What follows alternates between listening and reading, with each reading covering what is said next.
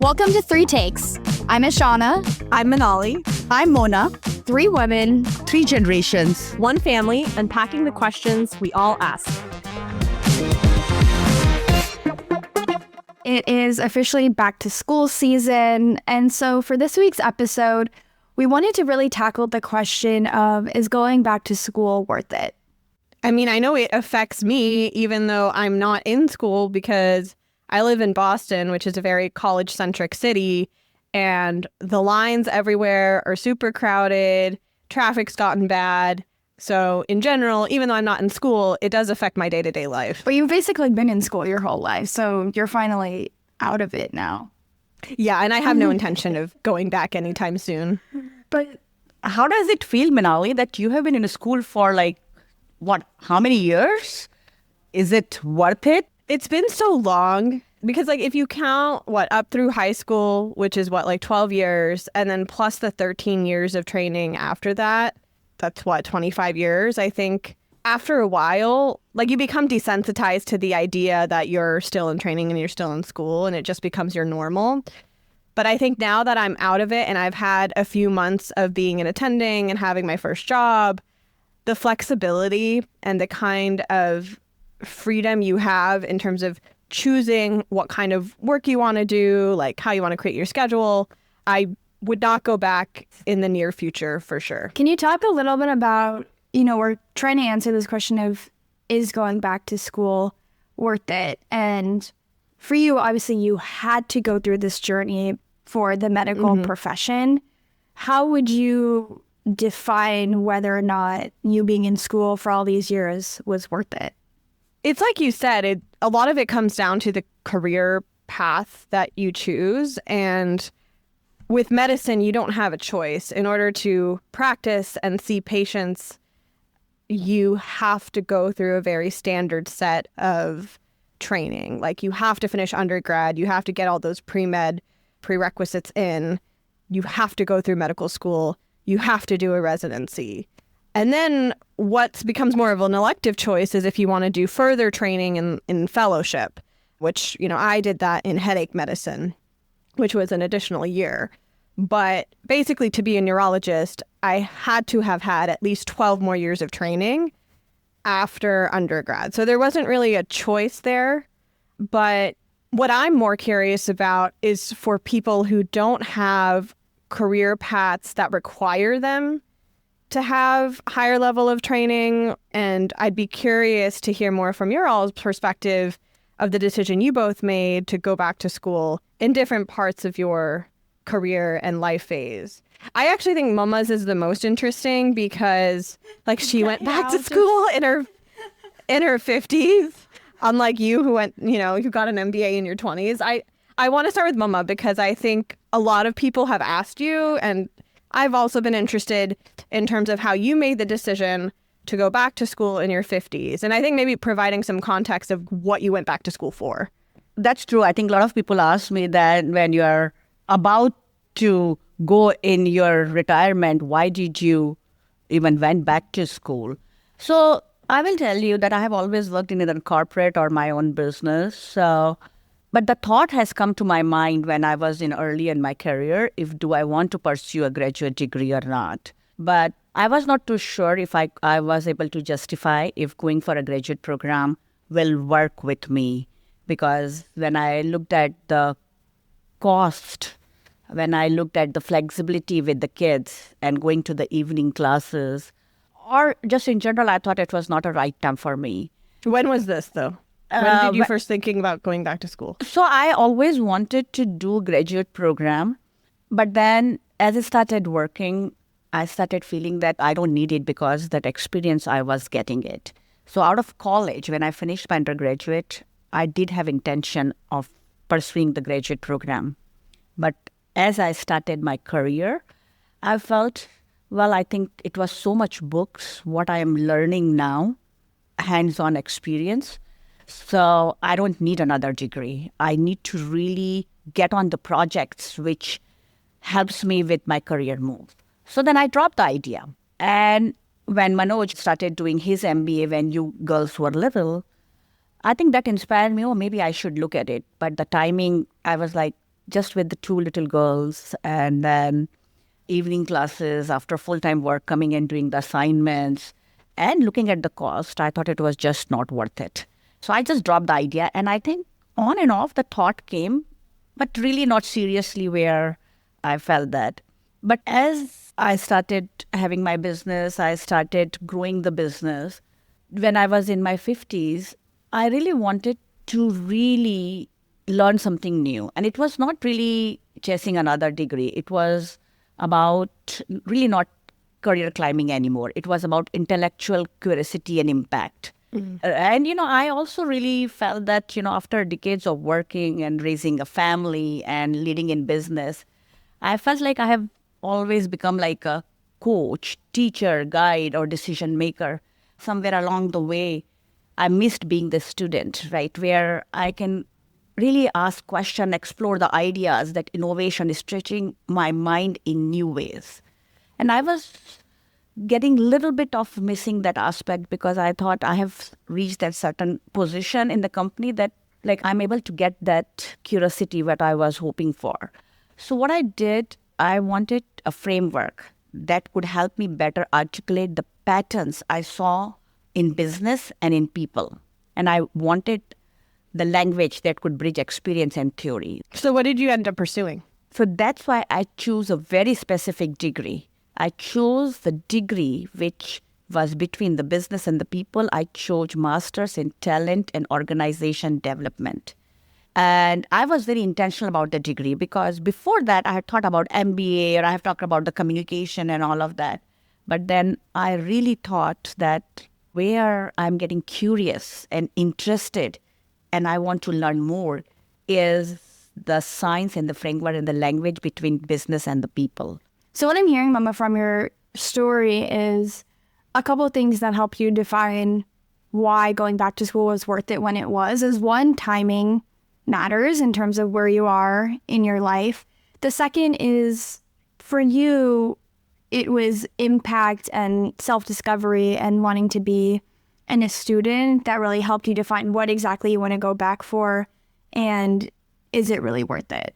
I also thought the part that was most interesting to me was the point that you brought up is after a while, when you get into certain leadership positions or higher level positions in a business, like people can become complacent and not necessarily seek intellectual curiosity or growth even further because you've already kind of hit the top tier level of a corporate position, right? But I think it's interesting that you had the perspective of I want more. Like, I don't just want to be in a leadership position. I want to be a student to learn and grow, which I think is a really interesting perspective. Like, Ishana and I are both far from, hitting the peak of our careers or leadership positions and where we're at. But I thought that was really cool that you had that mindset. So pivoting to you, Ishana, because obviously you also made the decision to go back to school for an MBA. Maybe tell us a little bit about like what you were doing right after undergrad, and then why you ended up making the decision you did. Yeah, so my background is I'm still very early on in my career, but I did undergraduate business school. And then after that, I was working in retail as an analyst.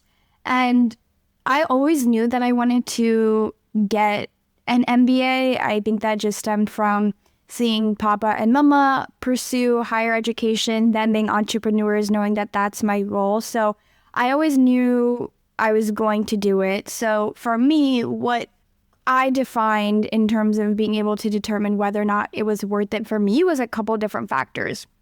One was financial ability. The second was career pivoting. And then the third was networking. So how I looked at those three factors is obviously I'm still early on in my career. So the cost of going back to school is high, not only just to pay for actual school, but then the cost of do I want to go the full-time route and be unemployed, or do I do the part-time situation where I'm still able to get a salary? So that was a consideration factor I made. Fortunately, I had the savings. We talked about it in our financial episode that I was able to go the full-time route, but that was still a decision factor of how much is the opportunity cost of it? So that was one. The second was the networking. And in the world of business, networking is very powerful just in terms of how you connect with people, but then also different career opportunities. And I knew that with an MBA, that was something that I would gain. And then the third was I knew that I wanted to try something outside of retail. And the MBA seemed like something that would help me completely pivot.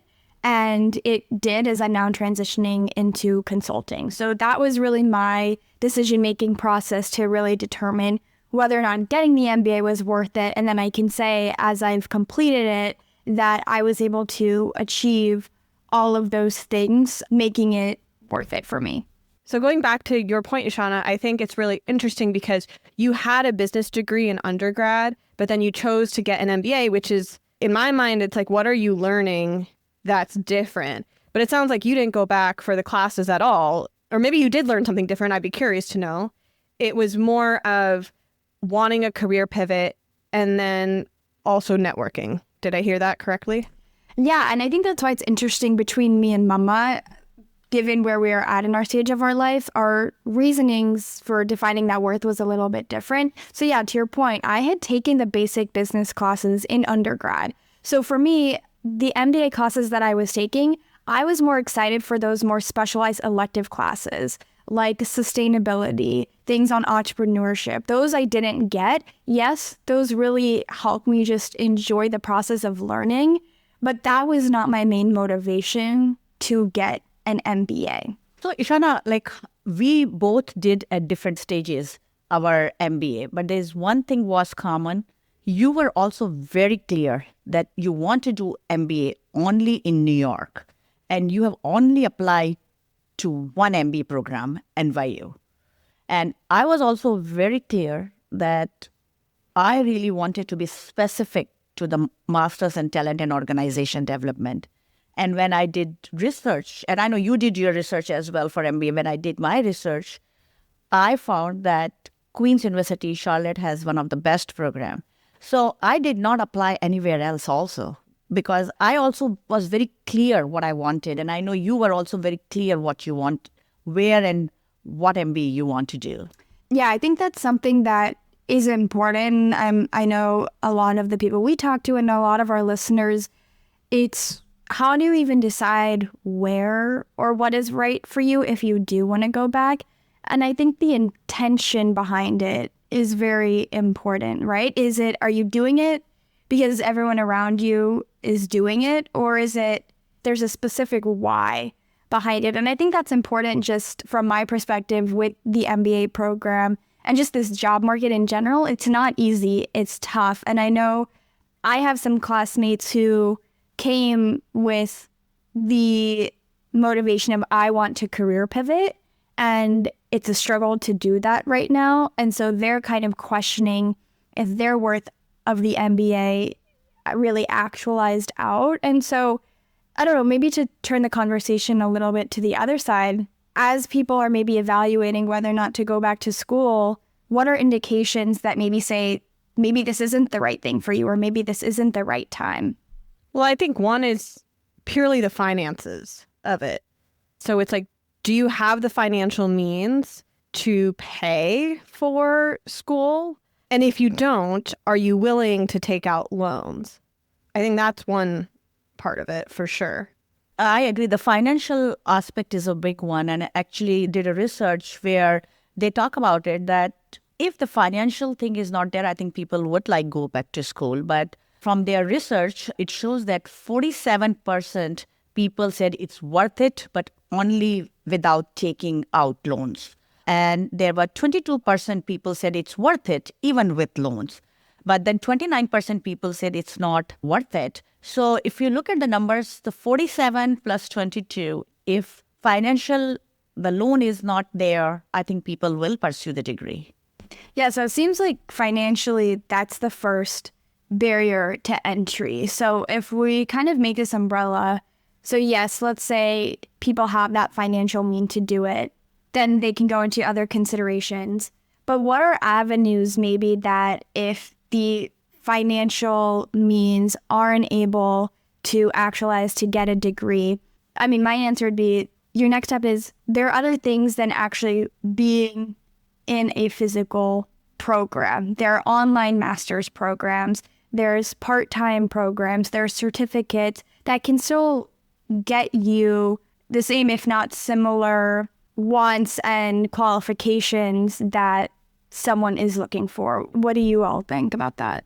Yeah, so I do think that there is also a little bit of a pivot the way people are hiring. There was a time when for the job resume screening, they will look at the college degrees or whether it's undergraduate, graduate in a different level. But I think people are looking at the skill set. So there is a debate. You will always see there is a debate going on whether is it the college skill worth it or not worth it, right? So I think there are many corporate has changed the way they are thinking and they are looking at if there's a college degree, that's great, but people are also looking whether what skill set they bring it to. I think another way to answer is school worth it is, are you looking for a tangible skill or like end goal at the completion of the degree? So to pose this question to you, Ishana, if you did not secure a job by the end of your MBA program, do you think that would have been worth it for you? Yeah, that's a really, really good question. See, it depends because, again, as I measured or I had laid out the different measurements of what I was defining whether or not to go back to school, 2 out of the 3 would have been met because the networking was still there and the financial means were checked off. What would not have gotten checked off was the ability to career pivot. Now, what the weightage of those 3, I'm not fully sure. I think I would be having a little bit of, oh my God, was this opportunity cost worth it? For sure. But I also think I got majority of what I was wanting out of it. And I also think because I went into it a little bit more flexible in terms of what career pivoting it was exactly I wanted to do, I was a little bit more open-minded of what type of career and what type of job I would have after the MBA. But I don't know. I'm sure that I would be struggling and definitely questioning if it was really worth it if I wasn't able to secure a job after it. So there was a really controversial article that came out earlier this year, back in January, when Harvard MBAs can't find a job by Chris Westphal. And those numbers were kind of insane. So basically in the article, it talks about back in 2022, only 10% of spring MBA graduates from Harvard were still looking for work 90 days after graduation. But then that number more recently ballooned to 23%. So from 10% to 23% in like 2 or 3 years. And some of the people who I've talked to who go there said, some of those numbers were sort of inflated. But I'm really curious, Ishana, because you brought up the current job market and how difficult it is. I could only imagine if like roughly 1/4 of your graduating class couldn't find careers, like that's a problem. I would think that one of the goals of a graduate business program would be to secure jobs for their students. I don't know. You're closer to this than me, but what is your take? I don't think those numbers are that inflated, sadly, just when I think about my MBA program, when I think about other MBA programs. I think the traditional mindset and landscape, right, is you go to get your MBA to then get a job that is higher paying, higher qualified. So if that doesn't work out, people are questioning, why did I get my MBA?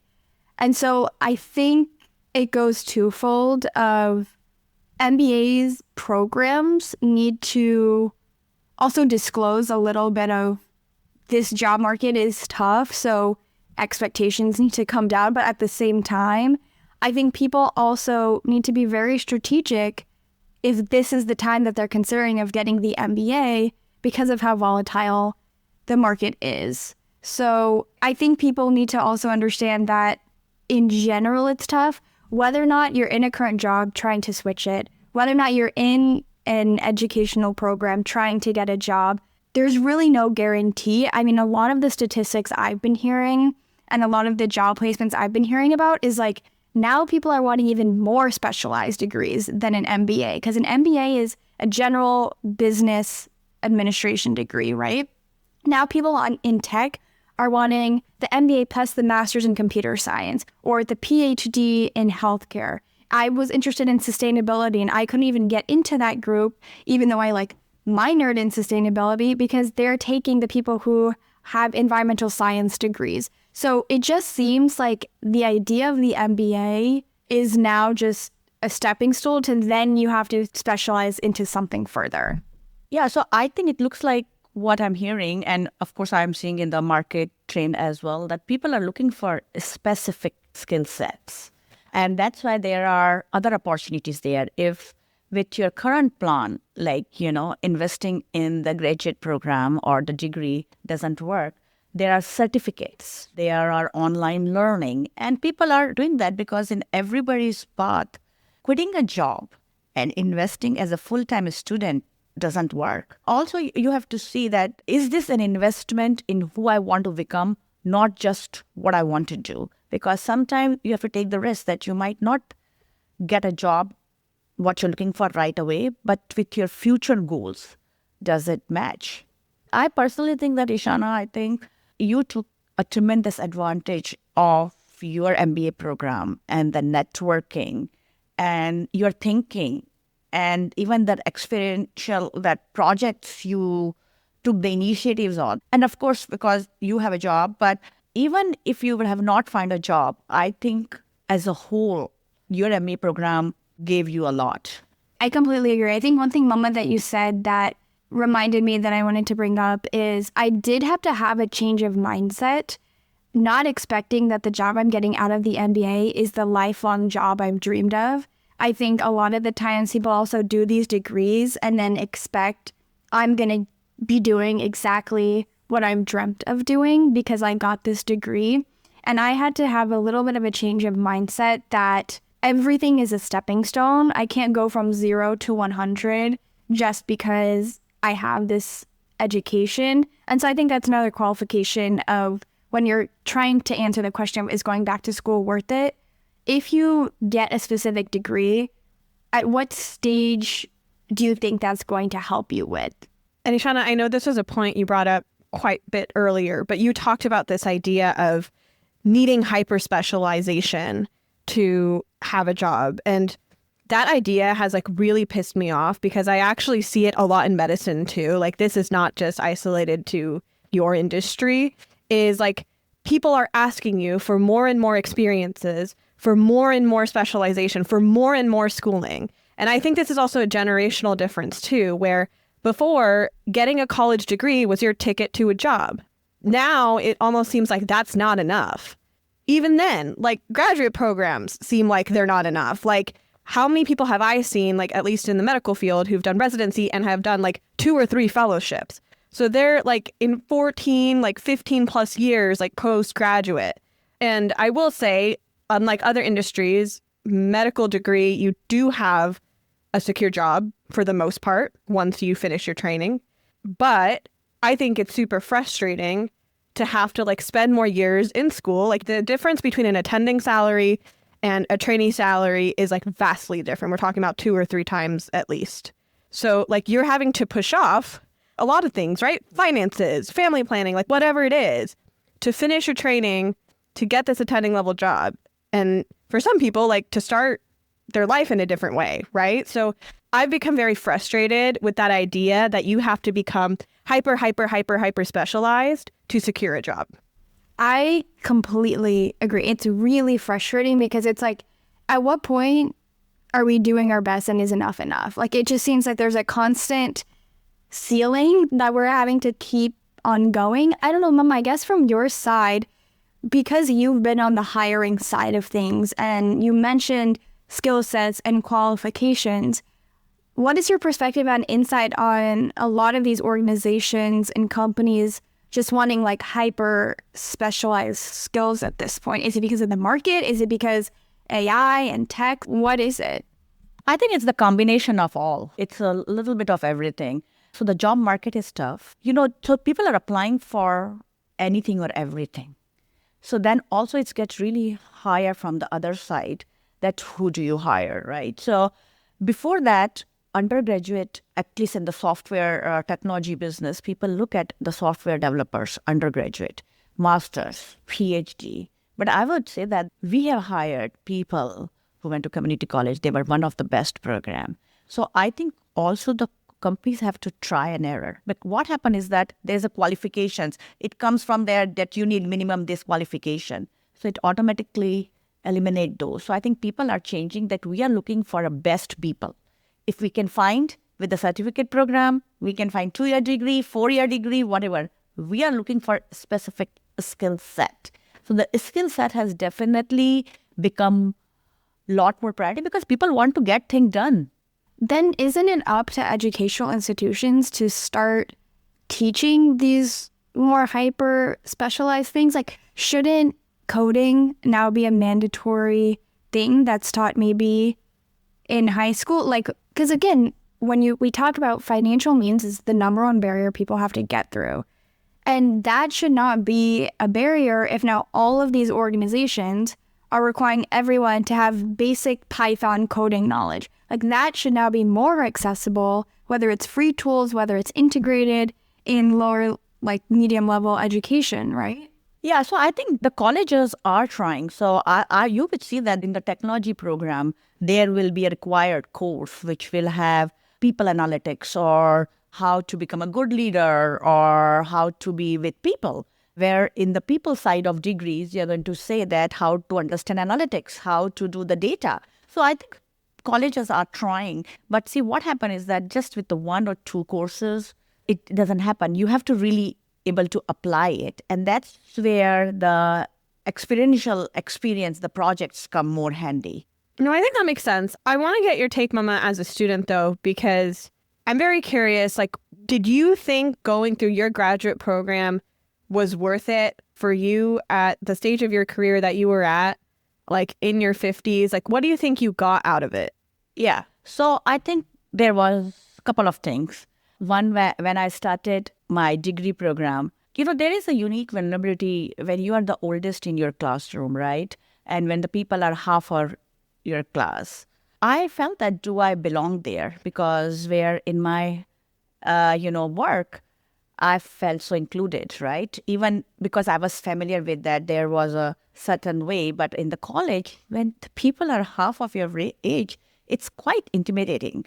But then also it helped me with the confidence also, because when I was able to bring life experience, the business experience, and they know how people interacted, and then I was able to learn from them. So I think that was an experience. And when I look back, when I was in my 18, 19 years old, when I went for my undergraduate because I had to. I really didn't know what I was supposed to do with it. But when I went at my 50 because I wanted to, I really wanted to be a person where I can have an impact. I really was very open to learn and all of that. So I think it made a difference because it's not like I have to do this degree. I really wanted to. Did you get the skills out of it that you wanted to? Yes, I did. I really learned a lot, even from the students who were half of my age. I definitely felt that it really gave me the framework to explain what I intuitively knew from years of business. But it gave me that language, that framework. It helped me blend head and heart, like language of our culture, behavior, how people are interact, the change. And I really applied that to the clients, so that it definitely helped. And I think the confidence, I really used to think that I can never go back to school. How I'm going to write. I really went to the writing center because initially in my project, when I started, I did terribly bad. Imagine if in my company as executive leader, this will happen and I will have to go, I would have embarrassed about it. But I think it taught me that it's okay. I was in the writing center with undergraduate people. And I did then starting applying that to in my business. Doesn't matter who you learn from. If you want to go, you have to learn whoever can teach you. Because at 50 plus, I learned faster because I listened more. I had let my ego go and had more intention. I think this is probably a good place to talk about our takeaways, unless there's anything else you all wanted to add. So I think I can share some of the things which I have shared with other people is this why school and why now. I think if you really ask 3 questions, what do I want from the school? Is it a career pivot? Is it a promotion? skill development or personal fulfillment, right? Or the second is, can I achieve this in a different way? Can mentorship, can certification, on-job experience, or any other online program, or can that offer that? And why now? Am I acting from intention, or is it a pressure? Is it a fear? Or my other friends are FOMO, what I'm joining, what it is, right? So before enrolling, I think asking yourself, would you still want this degree if no one saw it over the LinkedIn? Or for 2-3 years, if you are not able to get the job, what you want? Yeah, I think my takeaway is really that it's super dependent on you, where you are at in life and what you envision the next stepping stones are. And there's just different factors to consider with that. So I don't think there's a right or wrong answer to whether or not going back to school is worth it. It's fully dependent on you and your experience. For me, we started this episode with me basically saying there's no way I would go back to school anytime in the near future. And I think part of that is just because I've had so many years and I've become a bit jaded. But I think after hearing Mama's perspective that even once she hit like the height of her career and was in an executive leadership position, she was still trying to find ways to build that intellectual curiosity and grow and change her role as a student. And then, you know, with how she had to let her ego go to really get the most of that experience, like being with undergrads, I think that is really humbling and honestly inspiring in a lot of ways. And maybe somewhere down the line, you know, I may go back to school and it may not have anything to do with medicine. So I think that was really eye-opening for me. And I think I would like to add one more thing is that it is important to see from what life stage you are, from the life stage lens, right? Because do I have the bandwidth from the time, energy, support right now? What am I pausing or giving up, right? Is this the season to invest in growth or in application? Because remember when we started this episode, there was a time when I wanted to do an MBA. But I did not because I didn't have bandwidth that time. I didn't have energy and neither I can financially do it. So I just paused that. And then my needs changed. And then there was a time in my 50s when I really wanted to invest in my growth. That was for me. But I think from everybody's life stage lens can be different. So it is important to look from that lens. Thanks for joining us on 3 Takes. If something we shared sparked a new thought or opened up a conversation with someone you love, we want to hear about it. DM us on Instagram at 3.takes, email us at connect@3takes.com, or visit us at www.3takes.com.